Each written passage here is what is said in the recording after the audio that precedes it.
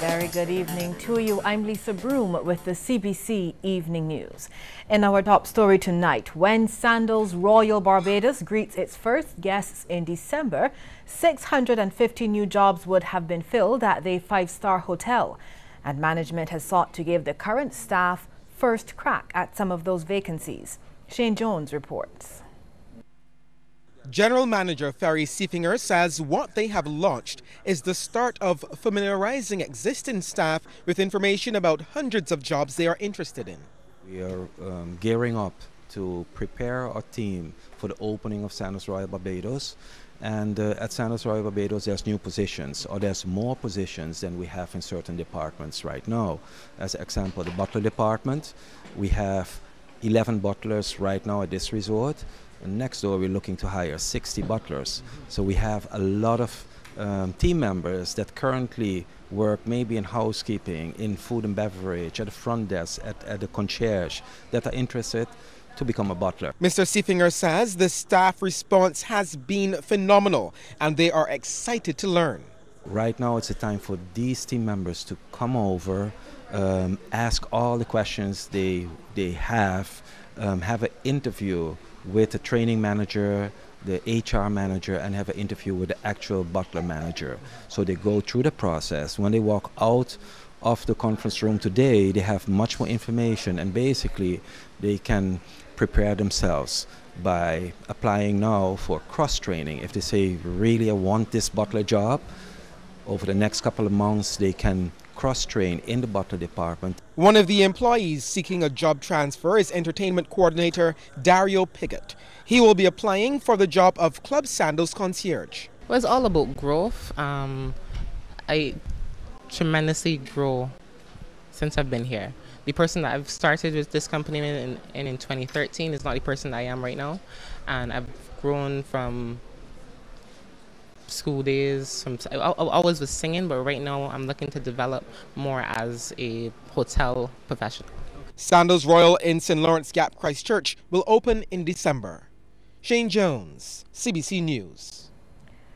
Roman Catholic Vicar for Family and Youth, Father Clement Paul, is concerned with those Christians who have problems participating in crop-over activities. He says Christians only see the vulgar behavior, but not the positives the festival has to offer. In fact, he believes the standards will be raised if Christians take part in the festivals. Christians who enjoy music, who enjoy beauty, who enjoy creativity, Christians like that should participate and bring their Christian commitment and their Christian conviction to bear on the festival. I have a strong feeling that if Christians make themselves present in and among the bands, the standard will rise. Father Paul was speaking at St. Patrick's Cathedral this morning in an exclusive interview with CBC News. He's asking revelers to be on their best behavior as crop-over climaxes. He says they must be mindful of the fact that children are watching. Remember that some of the upcoming events will have children present. Teachers, as you revel and party, please remember that your students, our students, may be looking on, and we certainly don't want to give them bad signals. A St. Lucie man has been remanded to Dodds Prison on gun and ammunition charges. 26-year-old Ramon Rico Ronaldo Boyce of Peters's Gap, Josie Hill, was charged with unlawful possession of a firearm and unlawful possession of 5 rounds of ammunition. Now, police say members of the anti-gun unit responded to the area of Collins in St. Peter on Sunday, where an illegal fete was being hosted. During this operation, Boyce was arrested and later charged with the offences. A shotgun was also recovered from the area, but no arrest has been made in relation to that weapon. Boyce appeared before Magistrate Wanda Blair in the Whole Town Magistrates Court yesterday and was remanded to reappear in court on August 30th. The parish of St. John will make a major contribution to Carifesta 13 when it hosts a Taste of Bajan Life and Summer concert. The event comes off on August 26th at Huddersfield Playing Field in St. John. It will encompass a range of activities and entertainment for all ages, including a farmer's market, DJs, a children's play area, and a craft area. Speaking at the launch at Clifton Hall Great House, member of the Planning Committee, Terry Ann Reid, says the initiative opens up rural St. John to locals, delegates, and visitors of Carifesta 13. The Cavaso playing field will be transformed into a Bajan village, creating a cultural extravaganza of all things we identify as uniquely Bajan: food, games, music, home, family, and community life. This event further encourages residents of the community and Carifesta delegates to participate in a cultural exchange, reinforcing Caribbean unity. The event is suited for the entire family, encompassing a range of activities and entertainment displays for all ages. There will also be coach-driven St. John Heritage Tours and a bar-hopping bus crawl. The event will come to a grand close with a sunset concert featuring performances from Carifesta delegates and local soca artists. MP for St. John, Mara Thompson, says the initiative will shine a positive light on life in rural Barbados. Also opens up the community to being a part of this Carifesta being held in Barbados this year. So I'm only too happy to be associated with it and to know that the people of St. John can be a part of this. And the Barbados Tourism Product Authority is one of the event's sponsors. CEO Dr. Kerry Hall says the idea falls in line with the BTPA's goal of empowering communities to showcase the unique components of Barbados's rich culture. We also know that there'll be a lot of visitors on the island, and events such as this, where this community is empowered and is taking the initiative to put on the events that would showcase our local foods, our arts and crafts, beautiful tours of the area, our natural and our heritage assets, not to mention our cultural assets, and showcasing our talented Barbadians in an excellent entertainment package. This event is one that we would like to see replicated across the entire country. And as Carifesta 13 draws nearer, the National Cultural Foundation and the Carifesta Secretariat are giving the public a taste of what's to come. At the Grantley Adams International Airport, veteran award-winning artist Omowale Stewart was busy putting the finishing touches on this Carifesta mural. He spoke to us about the design and says apart from being a beautiful work of art, it depicts aspects of the Caribbean's cultural journey through time.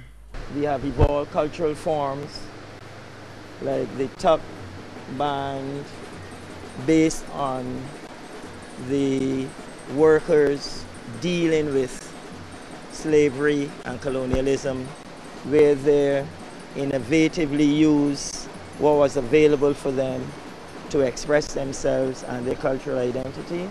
The central figure here represents the Caribbean Sea that touches all of our shores, and from this situation we will embrace the wider Caribbean. Mr. Stewart says the stickman commandeering the proceedings represents the offspring of black Barbadians who were brought to the region during slavery. Now, he says they've since evolved to become a more powerful people. According to him, the entire mural is encouraging black people to continue to break free from the bonds placed on them by history. It is a montage which embodies the spirit and still represents the Barbadian roots, you understand. And it is also dynamic because the culture should be seen not static but in motion and changing all the time. The colors inherent represents the vitality and the energy that is intrinsically ours. Mr. Stewart says the mural will take about 80 to 100 hours to complete. His work will be among 3 other muralists, thousands of other artists and artistes featured at Carifesta 13 here in Barbados. Kareem Smith, CBC News. In 5 weeks' time, school doors will reopen and bells ring to usher in the start of a new school year. In preparation for that occasion, some parents and guardians have been trekking to several stores to get their young ones ready. One of our crews visited some city stores to see how business has been progressing. What's noticeably different this year is that some are trying to beat the clock and have started shopping earlier. In some cases, it was soon after school ended on July 6th. Braden Stationery is one business that has been seeing steady crowds.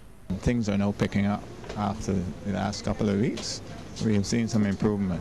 We are still awaiting some of the books that are being reprinted, so I think by weekend we should see an improvement. A check with K. Shepherd and Woolworth showed mixed trends. While there have been early birds, more shoppers are expected to come out after crop over wraps up. We usually see an influx of customers after crop over. I guess prioritizing, they leave the back to school till after, but we usually see a greater spend after crop over. They'll be shopping piece, but we haven't seen that rush as yet. But that is normal this time of year, truthfully, with crop over run.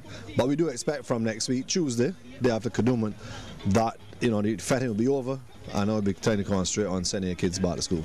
Armed with their list, parents are searching for shoes, bags, uniforms, and books, among other things. And they're glad the prices haven't changed significantly following the recent adjustments to the National Social Responsibility Levy. I'm just looking around for some bags for the kids, that's all. But the prices are the same thing to me. There ain't a difference. Last year, everybody bags, and the bags, to me, the prices ain't gone up. Well, ain't nothing more you could do about that. I'm looking for a bag and skirts and shirts. What do you think of the prices so far? For runaway state, reasonable from other sources. The new Michaelmas term is scheduled to begin on September 11th for students. However, teachers will be returning to the classroom a week earlier on September 4th. Rianne Phillips, CBC News. We'll have more news after this break. Stay tuned.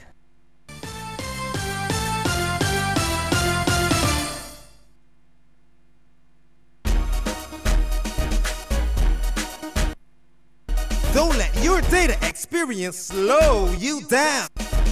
Step up to Digicel, Barbados' fastest 4G network, more than twice as fast as the slow network. Get more with Digicel.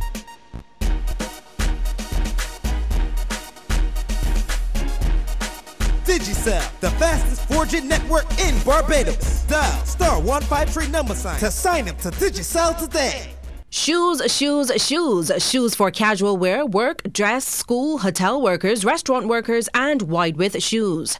Go to Megville. Yes, at Megville, you will get good shoes at good prices always. Located in Bridgetown on Palmetto Street, Tudor Street, and High Street.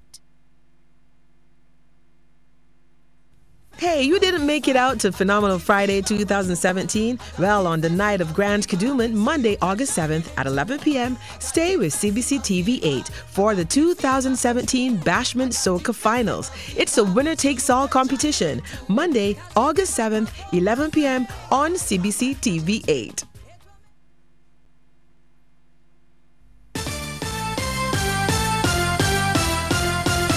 The Ministry of Foreign Affairs is actively compiling a database of all Barbadians living abroad.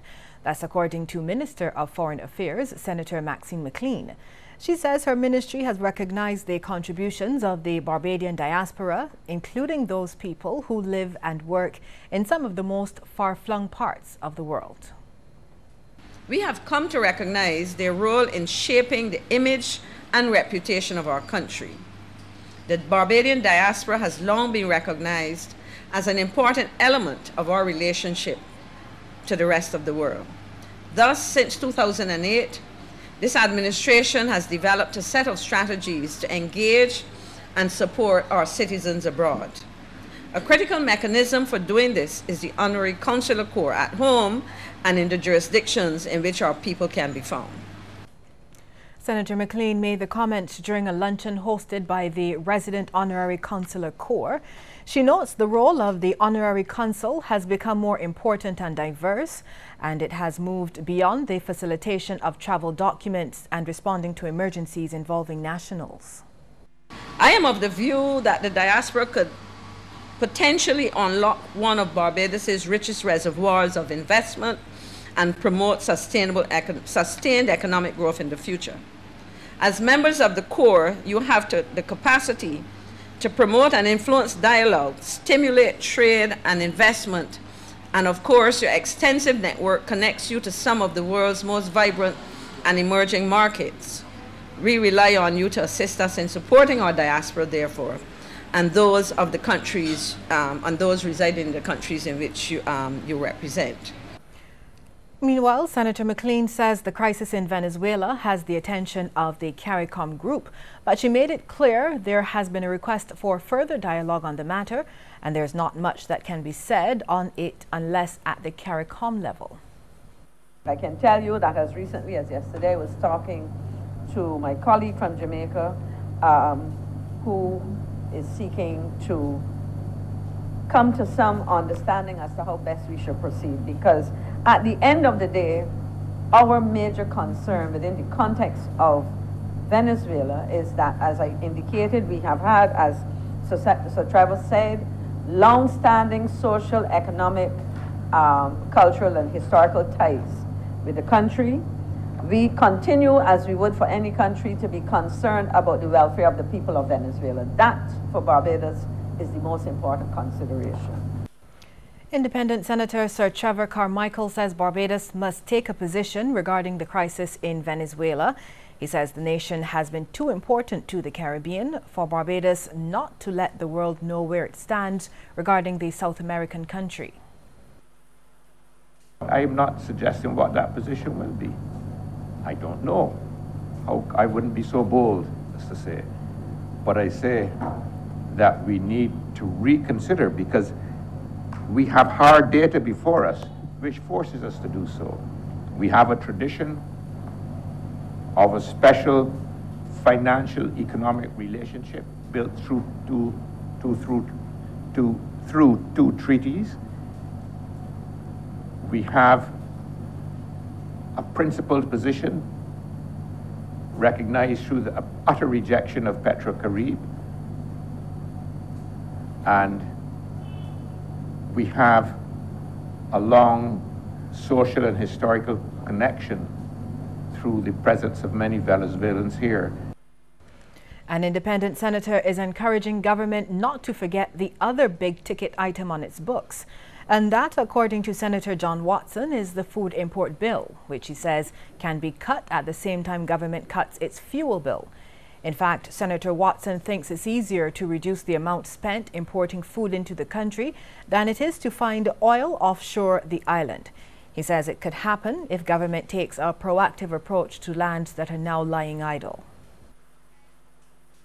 I believe I've made a suggestion in this chamber already that the government has to do what is best for the country, and if it is necessary to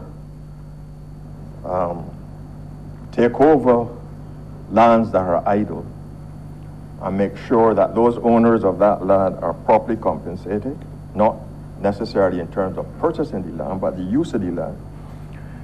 There are a lot of programs now in Barbados for young people in agriculture. There's a lot of successful programs that are going for young people in agriculture.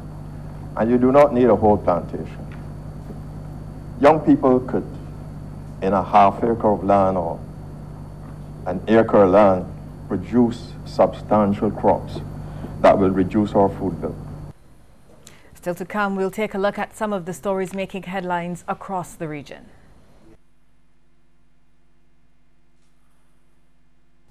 Who can get front row seat at the finals?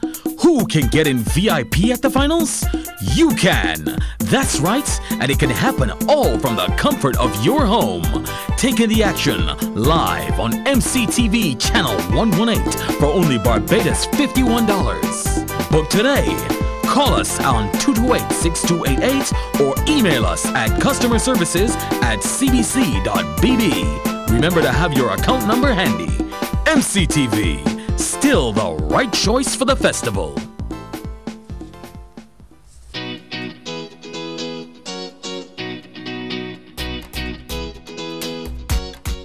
Which Caribbean nation shares the island of Hispaniola with the Dominican Republic? Haiti? That would be Haiti. Haiti. Haiti?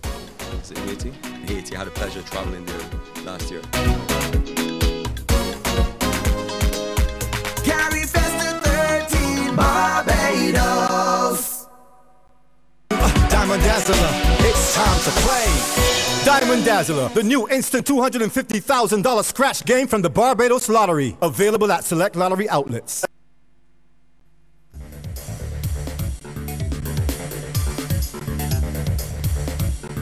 In Trinidad and Tobago, the police service has presented its mid-year divisional performance review, reporting improvements in its detection rate for serious crimes. But as we hear in this report, the service is admitting that murder remains a challenge. Janelle Bernard tells us more.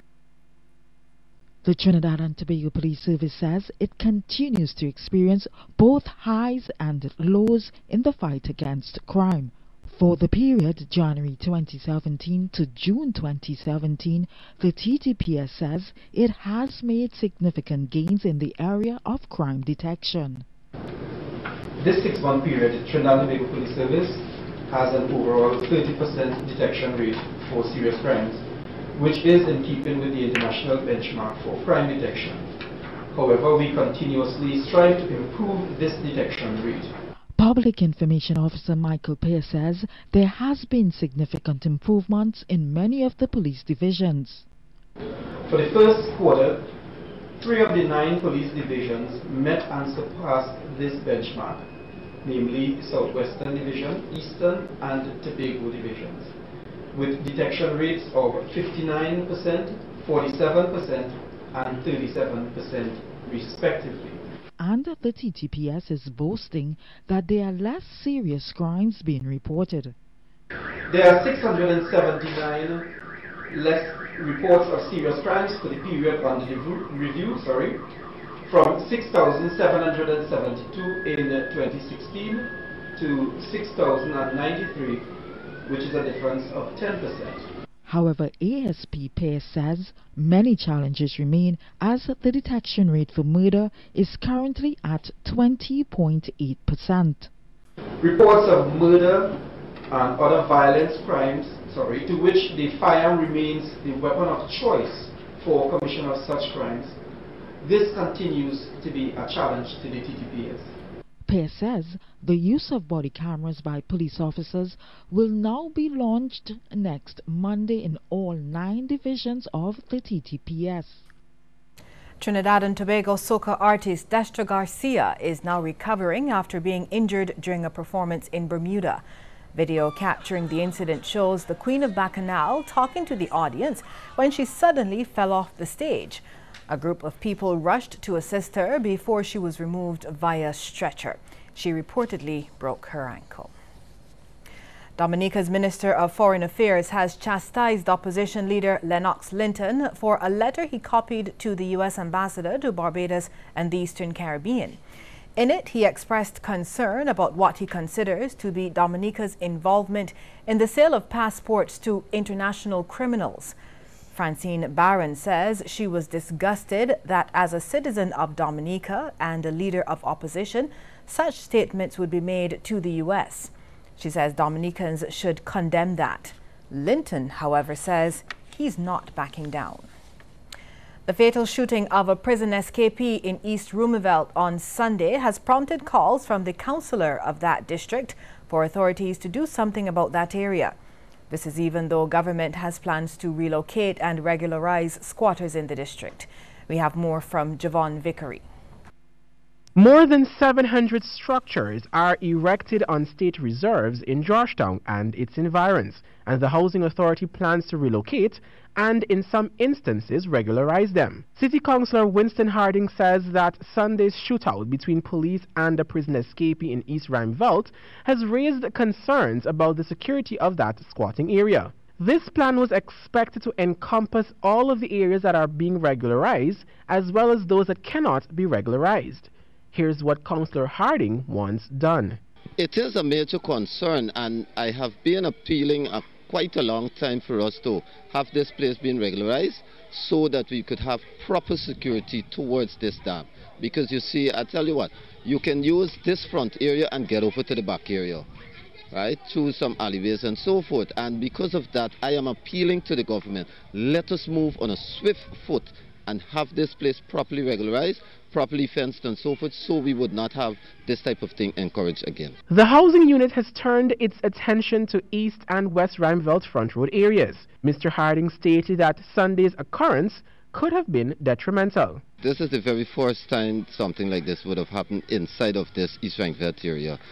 We know that there would have been many occasions of persons who would do petty thieving and so forth, but this is the very first time that we would have having, since the jailbreak, we would have having those persons coming into this area and having the police to come and give such of a chase behind them. The Central Housing and Planning Authority has identified at least one area to relocate those squatters living in high-risk, environmentally unsafe areas which cannot be regularized. For those squatters, the Central Housing and Planning Authority is looking to build rent-to-own houses.